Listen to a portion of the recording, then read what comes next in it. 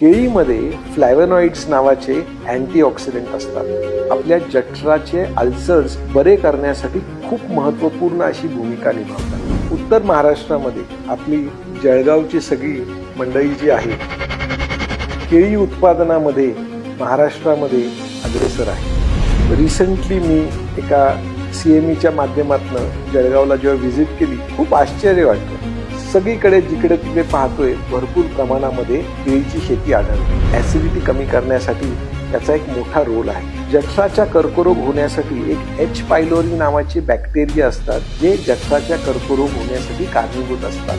केळींमध्ये असणारे हे अँटीऑक्सिडंट्स हे H. पायलोरी बॅक्टेरिया न्यूट्रलाइज करण्यासाठी मदत करतात. हे साधं गोरगरिबाचं फळ म्हणून चालणार नाही, हे तुम्हाला जठराच्या कर्करोगापासून सुद्धा संरक्षित करू शकते. की रोज एक केळी खाल्ल्याने मी ॲसिडिटी पण कमी करू शकतो, जठराचे अल्सर्स बरे होण्यासाठी मदत करू शकते आणि जठराचा कॅन्सर सुद्धा ह्या फळामुळे टाळता येऊ शकतो.